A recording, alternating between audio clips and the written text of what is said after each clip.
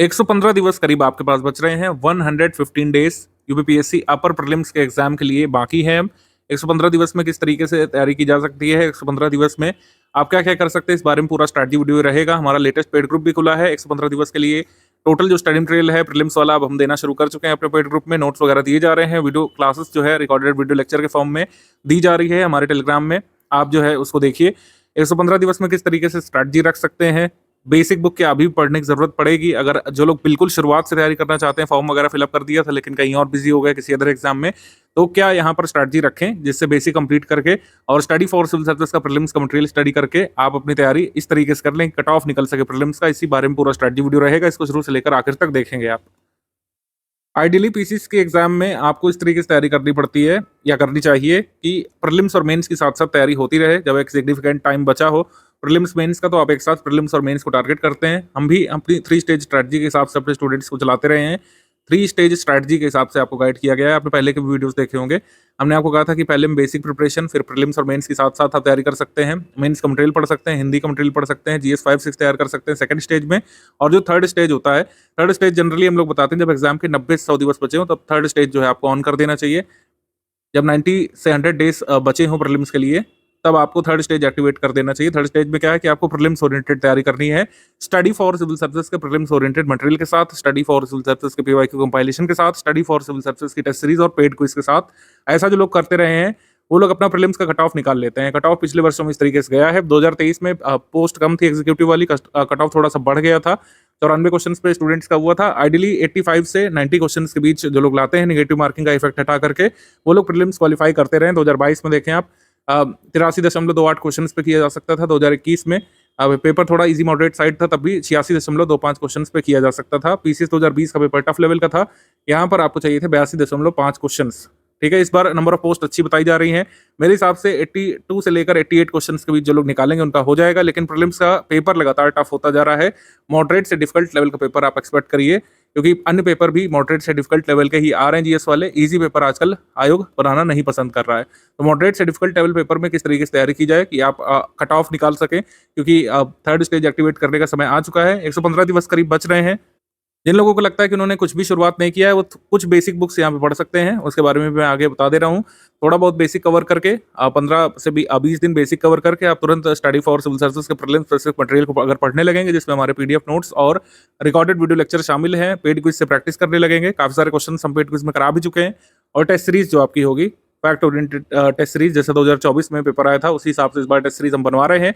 Number of test series भी हमने बढ़ा दी है बिना कोई फी इंक्रीज करे हुए। तो इस सब का लाभ लेते हुए अगर लगातार मेरे हिसाब से अगर आप 7 घंटे भी डेली जुटेंगे, 7 से 8 घंटे, तभी भी प्रीलिम्स पूरा निकाला जा सकता है अगर आपने कुछ भी नहीं पढ़ा है तो भी। 2024 में स्टडी फॉर सिविल सर्विसेज के छात्रों का सिलेक्शन अकारण ही नहीं हुआ। हमने सभी तरीके के सिनेरियो के लिए अपने टेस्ट सीरीज के माध्यम से, हमारी अध्ययन सामग्री के माध्यम से स्टूडेंट्स को हमने तैयार किया था कि आप डिफिकल्ट क्वेश्चंस के लिए भी तैयार रहें। डिफिकल्ट क्वेश्चंस कैसे आते हैं, कैसे उसको डील करेंगे, कैसे क्वेश्चन एक्चुअली डिफिकल्ट होते हैं, कहाँ से पढ़ा जाता है, क्या कंटेंट उसका होता है, उसका सारा प्रबंध हमने पहले ही कर रखा था अपने पेड बैचेस में। पेड क्विज में आप देख लें, टेस्ट सीरीज में देख लें, हमारे कंटेंट में वो सारे तथ्य डाले गए थे जो कई बार पूछे गए एग्जाम में और जिसकी लोगों को खबर तक नहीं थी। ठीक है, तो कई सारे सिनेरियो के लिए हम लोग तैयार करते हैं स्टूडेंट्स को। कई बार आप आरोप लगा सकते हैं कि कंटेंट वैसा है, ऐसा है, लंबे वीडियोस हैं, ज़्यादा पेजेस हैं, लेकिन हमेशा ही आप अगर ध्यान से पढ़ेंगे स्टडी फॉर सिविल सर्विस के कंटेंट को, तो हर बार प्रीलिम्स क्लियर करेंगे अपना। आपका प्रीलिम्स रुकेगा नहीं कभी भी। कट ऑफ से ज़्यादा अंक लाएंगे, जो एग्जाम की डिमांड है उसको पूरा करेंगे और मेंस लिखेंगे। ऐसा ही 2024 में हुआ। आपको आश्चर्य हुआ होगा, लेकिन हमने 2019 के बाद से ही तैयारी ऐसी कराना शुरू कर दिया था कि चाहे आप ईजी पेपर के लिए बैठें, मॉडरेट पेपर आ जाए, डिफिकल्ट पेपर आ जाए, आप उसमें तोड़ करके आएंगे, कट ऑफ जो है आप निकाल करके आएंगे। ऐसा ही होता रहा है। और 2024 का पेपर आपके लिए भले ही थोड़ा सा अजीब रहा हो, हमारी टीम के लिए, हमारे स्टूडेंट्स के लिए नहीं था, क्योंकि ऐसी टेस्ट सीरीज तो हम बहुत पहले से बनाते हुए आ रहे हैं। कंसेप्ट अवधारणाओं पर आधारित जो प्रश्न पूछे गए थे, ठीक है, कई सारे कथन और कारण वाले सवाल आपको देखने को मिले थे। इजीली जो क्वेश्चन डबल स्टेटमेंट में आयोग पहले पूछा करता था, या फिर वन लाइनर फॉर्मेट में, उसको भी कथन कारण वाला ही बनाया गया था। तो ऐसे प्रश्न जो है हम स्टूडेंट्स को कराते रहे हैं। पेड क्विज में टेस्ट सीरीज में हम कथन कारण के लिए ऐसे तैयार कर देते हैं स्टूडेंट्स को कि उनके लिए बहुत नया नहीं रहता है कथन कथन कारण वाला सवाल, या फिर 4 स्टेटमेंट वाला सवाल, या फिर 5 स्टेटमेंट वाला सवाल। ऐसे सवाल सॉल्व करने के आदी हो जाते हैं हमारे स्टूडेंट्स, इसी वजह से उनको कुछ खासी कठिनाई नहीं होती है एग्जाम में। ऐसा आपके साथ भी होगा। इसके लिए मेहनत करनी पड़ती है, इसके लिए हमारी टीम मेहनत करती है। कथन कारण वाले सवाल बनाना इतना आसान नहीं होता है। कंटेंट से हमारी टीम बनाती है, हमारे टेस्ट सीरीज डिपार्टमेंट में जो है इस चीज़ का डिस्कशन होता है कि किस तरीके से न्यू पैटर्न वाले सवाल बनाए जाएँ, किस तरीके से डायनामिक पैटर्न चल रहा है, किस तरीके से सरल सी अवधारणा को कठिन करके पूछा जा रहा है। ठीक है, क्या चीज़ पूछी जा सकती है, किस लिस्टिंग से सवाल बन सकता है, कैसा सवाल बनाना है, मैचिंग से कितने क्वेश्चन डालना है, मल्टीपल स्टेटमेंट वाले सवाल कितने डालना है, इन सब का बाकायदा डिस्कशन होता है। जबकि अन्य संस्थान क्या कर रहे हैं, वही पुराने PYQ को ऊपर नीचे करके दाएं बाएं करके ऑप्शन तोड़ मरोड़ करके दे रहे हैं। ठीक है, उससे काम नहीं बनेगा, क्योंकि आयोग इस तरीके से काम नहीं कर रहा है। आपने खुद ही देखा है डबल स्टेटमेंट वाले कितने सारे सवाल थे, कथन कारण वाले कितने सवाल थे, मैचिंग वाले कितने सवाल थे, मेल करने वाले। ठीक है, 1 2 3 4 कोड से मिलाने वाले। तो इसके लिए पढ़ना भी पड़ेगा। स्टूडेंट्स का काम थोड़ा सा बढ़ गया है, लेकिन अगर आप हमारे संस्थान के साथ आए हैं, बस आपको मेहनत करते जाना है। सारा गाइडेंस यानी कि सिर्फ बोल वचन नहीं, स्टडी मटेरियल, ठीक है, पेड क्विज, टेस्ट सीरीज और जो हमारा डिस्कशन ग्रुप का गाइडेंस है, उस सबका लाभ लेते हुए आप अपना कट ऑफ निकाल सकते हैं। अभी आगे जैसे जैसे स्ट्रैटेजी में बढ़ते जाएंगे, सब कुछ बताया जाएगा किस तरीके से शुरुआत करनी है। हमारे बैच में एक नियम होता है कि जैसे प्रीलिम्स वाले में आप आए हैं तो थोड़ा सा बेसिक आपको पढ़ना पड़ता है। बेसिक बुक्स वगैरह एक बार आपने कंप्लीट कर ली, सिर्फ एक रीडिंग यहाँ पर रिक्वायर्ड है। ऐसा नहीं कि बेसिक बुक से रटना है या फिर बेसिक बुक का हम कुछ अलग से कराएंगे। बेसिक बुक की एक बार रीडिंग अगर आप करे हुए हैं तो आपको अध्ययन सामग्री सोखने में, इम्बाइब करने में काफ़ी आसानी होती है, रिमेंबर करने में आसानी होती है, इसको आत्मसात करने में आसानी होती है। तो बेसिक बुक की एक बार रीडिंग अगर आप करें हैं तो जो कल से मटेरियल मिलने जा रहा है आपको 3 जून से, इसको अगर आप करते जाएंगे, जो भी मतलब PPT की PDF नोट्स जो हम दे रहे हैं, PDF नोट्स जो PPT को कन्वर्ट करके हम दे रहे हैं, जो क्लासेस दे रहे हैं वीडियो क्लासेस, उससे अगर आप करते जाएंगे क्लासेस और PPT नोट्स से, तो पूरा प्रीलिम्स जो है इसी से हो जाएगा। अलग से कुछ भी पढ़ने की जरूरत नहीं पड़ेगी। हाँ, एक बार अगर आपने पढ़ा होगा बेसिक बुक पहले से, तो इस सबको समझने में आसानी हो जाएगी। ठीक है, अभी सब बताएंगे PDF नोट्स कैसे मिलेंगे, क्लासेस कैसे कैसे मिलेगी, कितना डेली बेसिस पर समय देना होगा, सब कुछ बताया जाएगा। अभी थोड़ा सा फ्लो में आगे बढ़ते चलते हैं। पेड ग्रुप के फीचर्स पहले बताएंगे शुरू में। ठीक है, कैसे कैसे आगे क्या क्या कराया जाएगा, पेड ग्रुप के रूल्स और रेगुलेशंस क्या क्या हैं, और फिर अंतिम हिस्से में किस तरीके से आपको पढ़ना है, कैसे जो है वीडियो लेक्चर देखना है, कैसे नोट मेकिंग कर सकते हैं और कैसे रिवीजन करना है। UPPSC अपर प्रीलिम्स का एग्जाम 12 अक्टूबर 2025 को है। तो उसके लिए कितनी समसामयिकी यानी कि अंतर्राष्ट्रीय महत्व का जितना समसामयिक घटनाक्रम तैयार करना होता है आपको, जिसे करंट अफेयर सिंपल भाषा में कहा जाता है, वो कितना तैयार करना है, किस ड्यूरेशन से लेकर किस ड्यूरेशन तक का आपको प्रिपेयर करना है। इसका आंसर बहुत सिंपल स्ट्रेट फॉरवर्ड होता है हमेशा की तरह, 1 ईयर का। जैसे कुछ लोग कहते हैं एग्जाम से 1 ईयर तक का तैयार किया जाता है।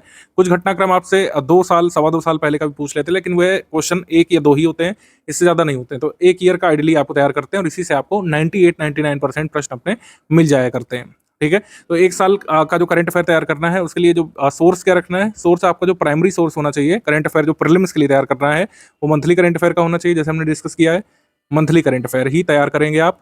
टॉप 500 वाला कुछ लोग पूछते हैं कि सर टॉप 500 से पूरा तैयार हो सकता है अगर हम मंथली करंट अफेयर स्किप कर दें, तो उत्तर है नो। ऐसा नहीं करना है आपको।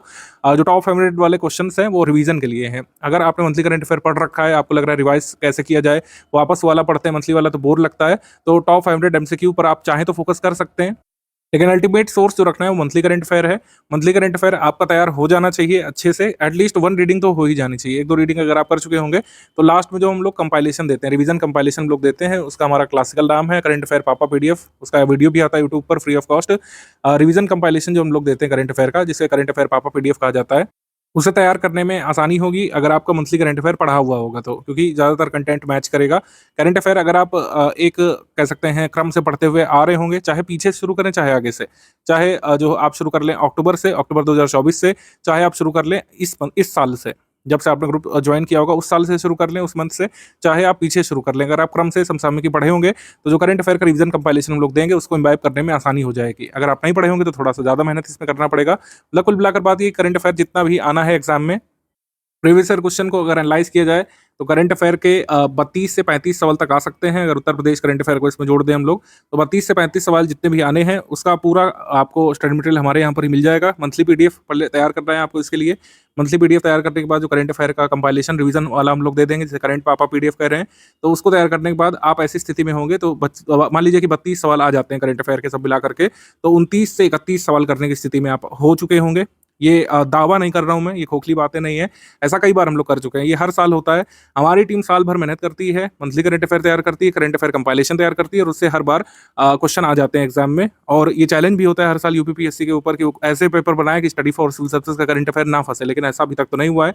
तो करंट अफेयर के कंपाइलेशन पर आप पूरी तरीके से रिलाई कर सकते हैं। मंथली पीडीएफ की वन रीडिंग एक बार रिकमेंडेड है जरूर। करंट अफेयर को आखिरी के लिए नहीं रखिए, कभी भी ऐसा नहीं करना होता है, क्योंकि जो टेस्ट सीरीज वगैरह होगी उसमें भी करंट अफेयर के सवाल होंगे। करंट अफेयर के मंथली जो कह सकते हैं हमारे पीडीएफ है, उसका एक बार अगर आपने रीडिंग किया होगा तो जो कंपाइलेशन हम लोग देंगे, करंट अफेयर का पापा देंगे हम लोग, पापा रिवीजन पीडीएफ, उसको तैयार करने में आसानी हो जाएगी आपको और मैक्सिमम सवाल करने की स्थिति में होंगे। क्योंकि लास्ट में काफ़ी हौच पौच होता है, आप जीएस तैयार करेंगे कि करंट अफेयर रिवाइज करेंगे कि बारीकियां सुधारेंगे, किसी साइड की तरफ ध्यान देंगे। तो कोशिश करिए कि एक बार मंथली पीडीएफ पढ़ी हो तो जो लास्ट में कंपाइलेशन हम लोग देंगे उसको रटना, तैयार करना या फिर कह सकते हैं इम्बाइब करना आसान हो जाएगा।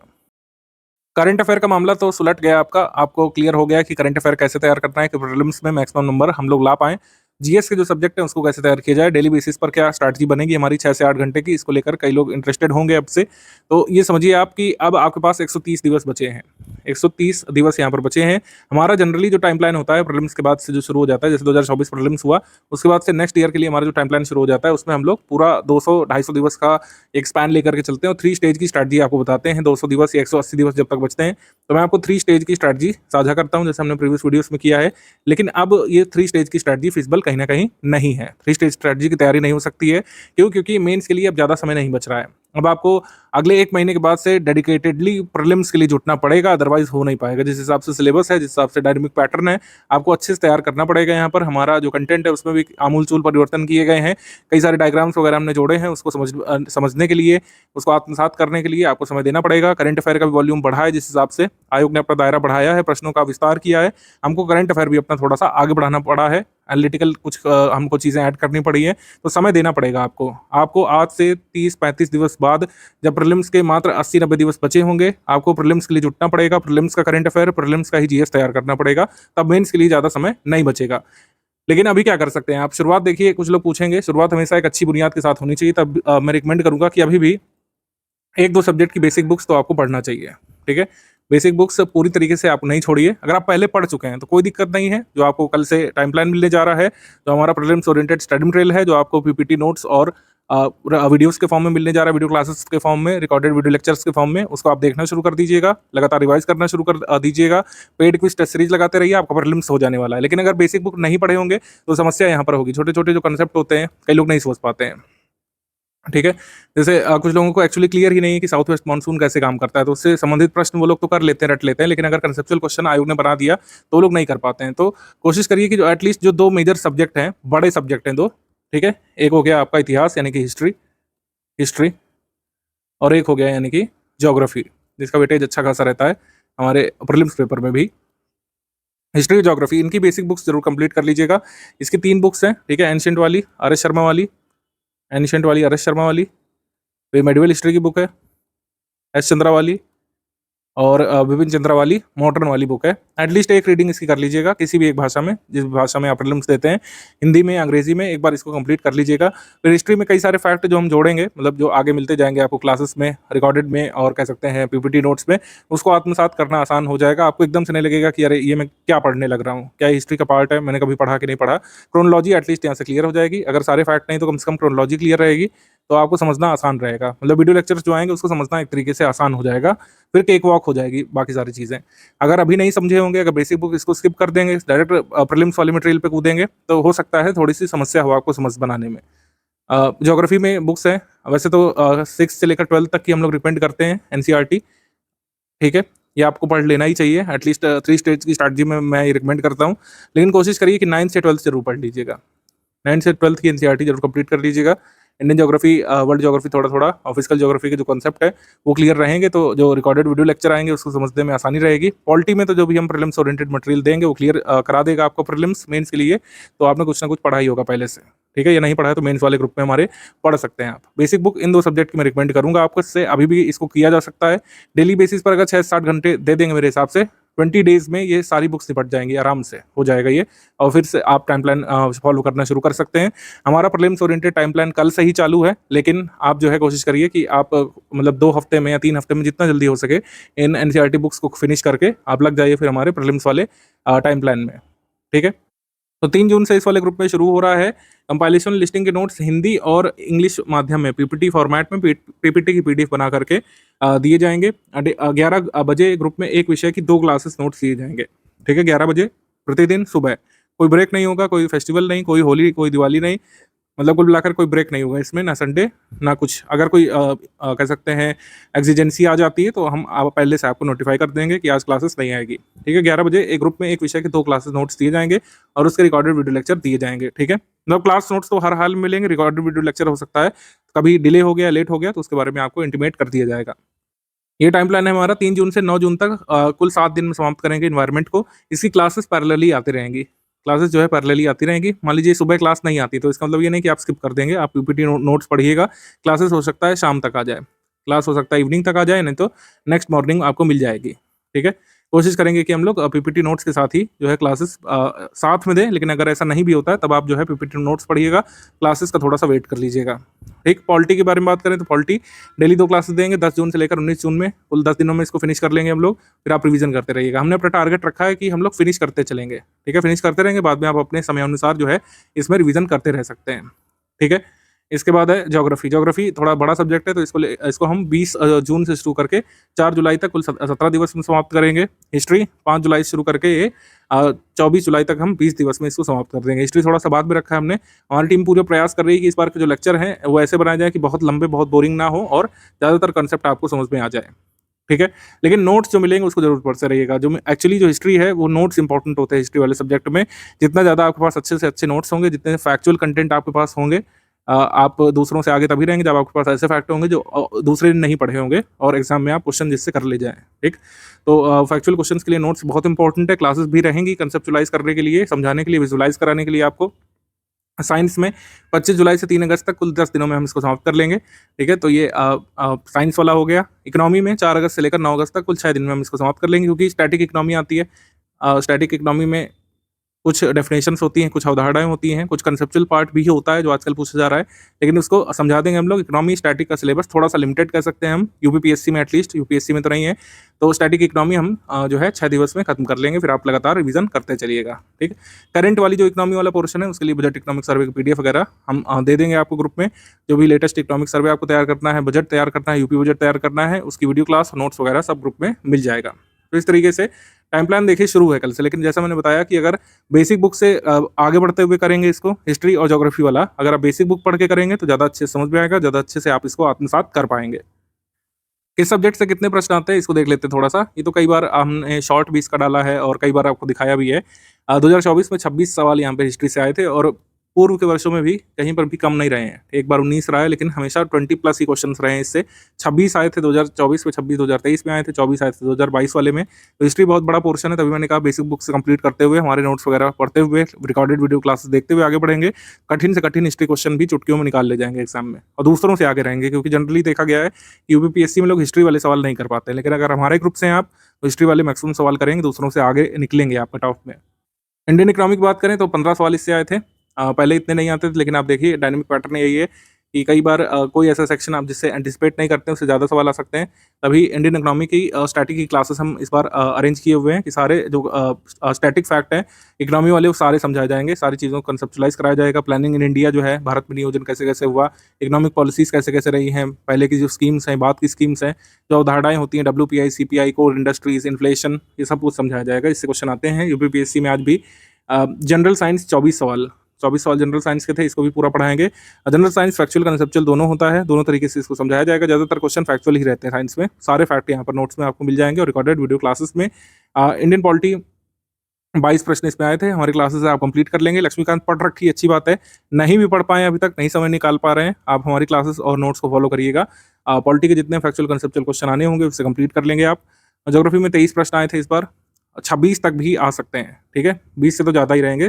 ज्योग्राफी में अच्छी खासी तैयारी लगती है यहाँ पे। ज्योग्राफी का सिलेबस काफ़ी बड़ा है, काफ़ी विशाल है, काफ़ी एक्सटेंडेड है, तो इसको कवर करने के लिए समय भी देना पड़ेगा। कंसेप्चुलाइज़ भी कराएँगे हमारे टीचर्स आपको वीडियो क्लासेस में, अच्छे समझ में आएगा। आपको जितना एग्जाम की रिक्वायरमेंट है उतना अच्छे से समझा देंगे। हमारी क्लासेस टाइम वेस्ट करने वाली क्लासेस नहीं है, आपको मैं बता दूँ कि कोई लाइव क्लास नहीं है। इसी वजह से रिकॉर्डेड वीडियो लेक्चर वाला फॉर्मेट हमने रखा है, रिकॉर्डेड वाला। ये सब कुछ पहले ही यहाँ पर हमने रिकॉर्ड कर लिया है। एक बार एरर प्रूफ भी कर लेते हैं, क्योंकि कई बार लाइव में संभावना रहती है कि टीचर ने कुछ गलत बोल दिया।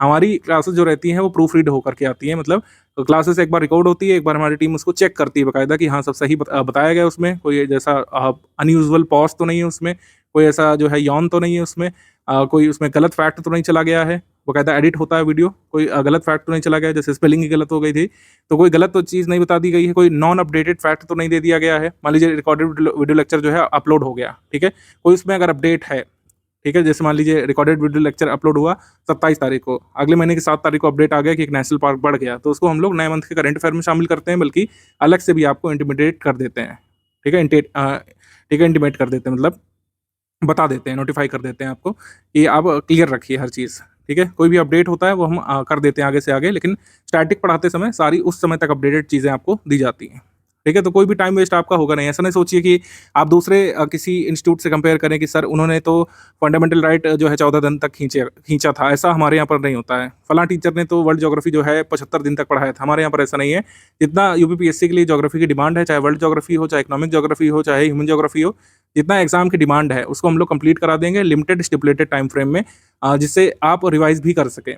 मतलब इतनी लेंथ होती है क्लासेस की, आप उसको एक और बार देख सकते हैं एग्जाम से पहले, और क्लास नोट से तो रिवाइज कर ही सकते हैं। वर्ल्ड ज्योग्राफी को मैप्स के माध्यम से समझाया जाएगा, ब्यूटीफुली अच्छे समझाया जाएगा, ल्यूसिडली समझाया जाएगा, जितना एग्जाम की रिक्वायरमेंट है उस हद तक मैप का भी प्रयोग करेंगे हम लोग, ग्राफ का प्रयोग करेंगे, कई सारे डायग्राम तो हमने स्टडी मटेरियल में इस बार डाले ही हैं। एनवायरमेंट इकोलॉजी से 6 प्रश्न आए थे, ठीक है, यूपी करंट अफेयर से एक ही था, लेकिन ये बढ़ सकता है क्योंकि पूर्व के वर्षों में 8 तक आए हैं, तो इस बार भी इस पर फोकस रहेगा। हम लोग ये नहीं करेंगे कि पिछले साल नहीं आया तो इस साल पढ़ेंगे नहीं, इस साल भी अच्छे से पढ़ेंगे, और एग्जाम में क्वेश्चन अगर इससे आ जाएगा तो सही भी करेंगे क्वेश्चन को। करंट अफेयर के लिए मैंने पहले ही बता दिया है क्या सोच रहेगा और कितने क्वेश्चन आ सकते हैं इससे। मिसलेनियस के 3 प्रश्न आए थे, लेकिन पूर्व के वर्षों में 20 तक, 12 तक, 16 तक आए हैं, तो मिसलेनियस भी इस बार हमने अच्छे से अपडेट करके दे दिया है ग्रुप में। आप उसको लगातार पढ़ते रहिए। मिसलेनियस का जो अपडेट है वो 1 मंथ तक भी बदलने के चांस रहते हैं। जैसे 12 अक्टूबर का पेपर है, सितंबर 15 तारीख तक भी कुछ डेटा ऐसा हो सकता है बदल जाएगा, तो सितंबर 15 तक या सितंबर 10 तारीख तक जो है, 10 या 15 तारीख तक जो भी अपडेट होगा वो हम ग्रुप में प्रोवाइड कर देंगे आपको, कि जो है कोल प्रोड्यूसर में अब भारत जो है सेकंड नहीं है, थर्ड है, या फिर जो भी मतलब ऐसा कोई अपडेट होता है। सब्जियों के प्रोडक्शन में स्टेट आगे आ गया है, दूध के प्रोडक्शन में अभी ये स्टेट को ओवरटेक कर चुका है। ऐसे जो छोटे छोटे अपडेट्स होते हैं, न्यूएंसेस होते हैं, वो हम अपडेट कर देंगे आपको। एग्जाम से 20-21 दिवस पहले तक का डेटा रिवाइज करा देंगे। अभी तक का तो जो दिया जा चुका है उसको रिवाइज करिए, कोई भी अपडेट होता है तो उसको एग्जाम से 21 दिवस पहले हम लोग क्लियर कर देते हैं। ये हमारा रूटीन है। जो लोग पहले से ग्रुप ज्वाइन करें, मतलब पहले के वर्षों में अगर आपने ज्वाइन किया किसी एग्जाम के लिए, तो आपको पता है कि स्टडी फॉर सिविल सर्विस बहुत प्रोफेशनली काम करता है, प्रोफिशिएंटली हर चीज़ को अपडेट करते हैं हम लोग, और एक निश्चित समय पर सारे अपडेट आप तक पहुंच जाते हैं। तो स्टडी फॉर सिविल सर्विस का ये पेड क्विज ग्रुप है 2025 वाला, इसमें आप देख रहे हैं लगातार प्रैक्टिस चल रही है। जैसे जैसे क्वेश्चन पूछे जा रहे हैं आजकल लेटेस्ट पैटर्न में, वैसे ही हम लोग करा रहे हैं। जीएस के अन्य पेपर्स भी हमने एनालाइज किए हैं, और अब देखने को मिल रहा है कि जो वन वर्ड वाले जो सवाल हैं, वन लाइनर वाले जो प्रश्न हैं, वो बहुत ही कम रहेंगे। 5% प्रश्न ही वन लाइनर के आप एक्सपेक्ट कर सकते हैं, वो भी बहुत डिफिकल्ट वाले भी कई बार होते हैं, बहुत ही उसमें स्ट्रेंज फैक्ट पूछा जाता है। तो सरल वाले सवाल आप एक्सपेक्ट ही नहीं कर सकते हैं, आपको थोड़ा सा कठिन स्तर के सवालों की प्रैक्टिस करनी पड़ेगी। जैसे डबल स्टेटमेंट वाले सवाल, 2 कथन कम से कम जो है पूछे जा रहे हैं आपके आयोग के पेपर में। 2 कथन, 3 कथन, 4 कथन, ऐसे प्रश्न ज्यादा बन रहे हैं। सिंगल कथन वाला सवाल नहीं बन रहा है। असर्शन रीजन वाले कई सारे सवाल बन रहे हैं, मैचिंग वाले कई सारे सवाल बन रहे हैं, कंसेप्ट बेस्ड क्वेश्चंस बन रहे हैं। तो वैसे ही क्वेश्चन देखिए यहाँ पे कराए जा रहे हैं। आपको लगातार प्रैक्टिस करते जाना है। कोशिश करिए कि हैबिट बनाएं कि कम से कम 150 क्वेश्चंस अभी सॉल्व करना शुरू करें। 150 डेली डेली करते जाएंगे तो कोई भी सवाल आपका छूटेगा नहीं। 150 क्वेश्चंस डेली किए जा सकते हैं। अगर आप प्रैक्टिस के लिए 50 मिनट का समय रिजर्व कर लेते हैं, 150 क्वेश्चंस लगाने में आसानी रहेगी। अगर शुरू में इतना करिए, फिर आप 30 मिनट में भी 150 करने लगेंगे, जैसे जैसे आपकी हैबिट बनती जाएगी। स्टडी फॉर सिविल सर्विस आपको इतने तमाम क्वेश्चन करा देना चाहता है कि कोई भी फैक्ट आपको नया ना लगे, आपको ये ना लगे कि इस तरीके के सवाल तो हमने कभी सॉल्व किए ही नहीं। इसमें आप अपना डिवाइस उठाइए, मोबाइल डिवाइस ले लीजिए, सबसे बेहतर है। टैबलेट से कुछ लोग करते हैं, कुछ लोग आईपैड से, सैमसंग टैबलेट से करते हैं। बस आपको करते जाना है। चूज द करेक्ट स्टेटमेंट है। चिश्तिया सिलसिला के बारे में से पूछा है, करेक्ट स्टेटमेंट क्या है? मेन सेंटर अजमेर था, ख्वाजा कुतुबुद्दीन बख्तियार काकी और बाबा फरीद जो है ये मेन सेंट थे, प्रमुख संत थे। तो इसमें मान लीजिए आपने चिश्तिया के बारे में थोड़ा बहुत पढ़ा है, ठीक है, तो इसमें हम जैसे चूज कर लेते हैं, दोनों थे तो दोनों स्टेटमेंट यहाँ पर सही हो गए। मुझे पता था तो मैंने कर लिया। मान लीजिए मुझे नहीं पता है कि वास्तविक ज्ञान का अर्थ क्या होता है। फना होता है, मारिफत होता है, बका होता है, या हकीकत होता है। जैसे मान लीजिए हमने चूज किया यहाँ पे सी, तो ये गलत हो गया। मारिफत जो है ये सही उत्तर है इसका। तो आप याद कर लेंगे कि सूफिज्म ग्लोसरी में जो रियल नॉलेज है उसका अर्थ क्या होता है, मारिफत। ठीक है, हकीकत नहीं होता है। इसके बाद सूफी दरगाह पर की जाने वाली धर्म यात्रा को क्या कहते थे, जियारत बोलते थे। ये हमने पढ़ा है, ये हमारे नोट्स में गिवन है, तो इससे नोट्स का भी रिवीजन एक तरीके से हो जाता है। सूफी साहित्य लेखक, इसको मिलाना है, कौन सी रचना किसकी रही है। ठीक है, तो जैसे हमें लगता है कि सभी सही सही सुमिलित हैं, तो ये सही है। इल्मुल किताब अमीर दार्द की है। इंसान ए कामिल अब्दुल करीम जिली की है। योग कलंदर सैयद मुर्तजा की है। काफ़ी इंपॉर्टेंट बुक है ये 2025 एग्जाम के लिए। तो इस तरीके से मतलब आप पूरा एक सेक्शन रिवाइज करते रह सकते हैं। ये तुलसीदास के संबंध में अकबर और जहांगीर के समकालीन थे। रामचरितमानस की रचना इन्होंने अवधि में की थी, तो सी यहाँ पे दोनों सही हो गया। ठीक। सुल्तान उल औलिया किसे किस संत को कहा जाता है। तो टोटल आप कई सारे फैक्ट रिवीजन कर सकते हैं। मैंने तो आपको 4-5 दिखाए, आपने देखा होगा कितने इंपॉर्टेंट फैक्ट रिवीजन हो गया। अगर 150 क्वेश्चंस डेली करते हुए चलेंगे और स्टडी फॉर सिविल सर्विसेज की सारी टेस्ट सीरीज अगर आप लगा ले गए, तो इतने सारे क्वेश्चन आप कर चुके होंगे, इतने सारे डाइवर्स टॉपिक कवर कर चुके होंगे कि आयोग आपको कंफ्यूज तो नहीं कर पाएगा। मतलब जो कंफ्यूजिंग स्टेटमेंट डाल देते हैं, कई लोगों के क्वेश्चन गलत हो जाते हैं, उस चीज़ से आप बच जाएंगे। ऐसी सुविधा सिर्फ और सिर्फ स्टडी फॉर सिविल सर्विस आपको देता है। बाकी लोग क्या करते हैं कि वही पीवाईक्यू आपको बता देते हैं, पीवाईक्यू कंपाइलेशन मोटे मोटे, और जिनसे कुछ नहीं आता है, सब आउटडेटेड जो हो चुका है मटेरियल, वही सब दे देते हैं। हमारे यहाँ पे ऐसा नहीं होता है। आप देखेंगे क्वेश्चन यहाँ पे न्यूली फ्रेम्ड है, सब नए क्वेश्चन यहाँ पे फ्रेम किए गए हैं। ठीक है, मैचिंग वाले सवाल जो कई सारे पूछे जा रहे हैं, वो यहाँ पे हमने देना शुरू किया है। कथन और कारण वाले सवाल, जो कई सारे स्टेटमेंट कई बार आ जाते हैं, ये 4 कथन वाले सवाल, कौन सा सही है कौन सा गलत है, ये हमने दे दिया है। तो ऐसे आप रिवीजन कर सकते हैं। शुरुआत में इजी क्वेश्चन भी कराए गए थे। हमारा क्विज ग्रुप बहुत पहले से चल रहा है, तो इजी लेवल के क्वेश्चन, मॉडरेट लेवल के क्वेश्चन, डिफिकल्ट लेवल के क्वेश्चन, सभी तरीके के क्वेश्चन इसमें कराए गए हैं। ऐसे ही टेस्ट सीरीज में भी है, मॉडरेट से डिफिकल्ट क्वेश्चन ज़्यादा है, इजी लेवल क्वेश्चन चूंकि अब कम आ रहे हैं, कम हम कराते हैं। और पीवाईक्यू कंपाइलेशन भी आपको सिर्फ और स्टडी फॉर सिविल सर्विस का ही पढ़ना होता है, क्योंकि उसमें बहुत लिमिटेड पीवाईक्यू हमने शामिल किए हैं, और जिनके रिपीट होने की संभावना ज़्यादा होती है, वही पीवाईक्यू को हमने शामिल किया है। तो इस तरीके से पेड क्विज ग्रुप का लाभ आपको लेना है। कई बार हमारे इंस्टीट्यूट के बहुत जेन्युइन एफर्ट्स को भी क्वेश्चन किया गया है, और उनमें से एक है कि क्या 9-10 हज़ार सवाल लगाना जरूरी है 150 क्वेश्चंस वाले स्टेट पीसीएस के पेपर को करने के लिए यूपीपीएससी में। तो मैं आपको बता दूं, जिस हिसाब से पेपर आ रहे हैं, चाहे आप पेपर ले लीजिए 2024 वाला, या फिर इससे पहले जो कैंसिल्ड पेपर है आरओ वाला, इन दोनों को आप लोग देख लीजिए बिना 9-10 हज़ार सवाल लगाए, क्योंकि सिलेबस बड़ा है, इस वजह से 9-10 हज़ार। कोई हमको नंबर नहीं अचीव करना है यहाँ पर, क्वांटिटी से मतलब ही नहीं है। जिस हिसाब से पेपर आ रहा है उसकी डिमांड को पूरा करने के लिए, हमको कट ऑफ निकालने की डिमांड को पूरा करने के लिए 9 से 10 हज़ार क्वेश्चन लगाने ही पड़ेंगे, क्योंकि बड़ा सिलेबस है। छोटा सिलेबस होता तो 2-3 हज़ार क्वेश्चन से भी काम हो जाता। अब जैसे ल्यूपिक्स मिशन से ये 2 स्टेटमेंट वाला प्रश्न पूछा गया था, इसमें कई सारे लोग कंफ्यूज हुए हैं, और उन लोगों ने जो है गलत किया है इसको। ज्यादातर लोगों ने इस प्रश्न को डी लगाया था, और काफी सारे लोग हताश भी हुए थे इसको ध्यान से पढ़ने के बाद। आपको आते हुए प्रश्न गलत होते हुए देखने को मिलेंगे, कई सारे, एक नहीं कई सारे प्रश्न आपको लगेगा एग्जाम हॉल में बाहर आने पर कि ये तो मैंने गलत कर दिया, जबकि मैं इसको सही कर सकता था। ऐसे में आप बेवकूफ हैं, ऐसा कुछ नहीं है। आपने प्रैक्टिस कम करी है। जब आप प्रैक्टिस कम करते हैं, ऐसी चीजों में मिस करते हैं, आयोग बनाता ही ऐसा पेपर है कि प्रैक्टिस ना करने वाले लोग जो है छट जाएं, उनके क्वेश्चन गलत हों। आप डायरेक्टली जो है संवाद कर रहे होते हैं एक तरीके से पेपर को अटेम्प्ट करते समय एग्जाम बोर्ड से। ठीक है, वो एक्चुअली होता नहीं है, मतलब आयोग का बोर्ड आपके सामने नहीं है, उनका बनाया हुआ क्वेश्चन पेपर आपके सामने है, वो आपका पूरा टेस्ट वहां पे कर लेते हैं। लूनर पोलर एक्सप्लोरेशन मिशन जो है, ल्यूपेक्स मिशन, चर्चा में था, सबने पढ़ाया भी इसको, सब बढ़िया रहा इसमें। भारत जापान के बीच ये संयुक्त चंद्र मिशन था, ये सबने पढ़ाया। लेकिन ज्यादातर इंस्टीट्यूट्स ने पहली बात तो ये फैक्ट मिस किया कि लैंडर कौन डेवलप कर रहा है, रोवर कौन डेवलप कर रहा है। हमने इसको पूरा पढ़ाया था, लेकिन कई हमारे छात्र भी इसको गलत करके आए, जो लोग प्रैक्टिस नहीं किए थे। जब आप प्रैक्टिस नहीं करते हैं, तो आप जो है पूरे स्टेटमेंट को ध्यान से पढ़ने का मन नहीं बनाते हैं, आप इसकी तैयारी में ही नहीं होते हैं। कुछ लोगों ने इसको देखा कि अच्छा हाँ, जाक्सा शामिल है, लैंडर है, रोवर है, इसरो है, जाक्सा है, तो इसको सही कर दिया, जबकि गलत है। इस पे ध्यान से पढ़िए। लैंडर विकसित करने के लिए जाक्सा जिम्मेदार है, ये रॉन्ग स्टेटमेंट है। लैंडर तो इसरो को बनाना है, रोवर डेवलप करना है जाक्सा को, जापान स्पेस एक्सप्लोरेशन एजेंसी को जो है बनाना है। ठीक है, रोवर। ठीक है, लैंडर किसको डेवलप करना है, इसरो को डेवलप करना है। यहाँ पे उल्टा लिखा हुआ है, तो इस वजह से ये स्टेटमेंट जो है रॉन्ग हो जाता है। आंसर यहाँ पर सी होगा। ये जिन लोगों ने प्रैक्टिस की है उनका नहीं गलत हुआ था, जिन लोगों ने प्रैक्टिस नहीं की उनका ये सवाल गलत हुआ। कई बार ऐसा हुआ है कि स्टडी फॉर सिविल सर्विस ने कई सारे क्विज क्वेश्चन पूछे। ठीक है, कई बार ऐसे ऐसे क्वेश्चन हमको देखने को मिले हैं कि हमने जो है 4 सवाल पूछे आपसे पेड क्विज ग्रुप में, उन 4 को मिलाकर के एक प्रश्न आपके सामने एग्जाम में आ गया। ऐसा ही एक प्रश्न ये था। इसमें east Indian association, national Indian association, Indian society Indian association, इनको हमने प्रैक्टिस कराया कई बार। अब इनको क्रोनोलॉजी में लगाने के लिए पूछ लिया, तो जब तक आपने प्रैक्टिस नहीं करी थी, आप यहाँ पे फंस जाते। आपको इंडिविजुअली पूछा जाता तो हो सकता है आप ऑप्शन एलिमिनेट कर लेते, लेकिन जब इस तरीके का प्रश्न आता है तो प्रैक्टिस का बहुत महत्व बढ़ जाता है।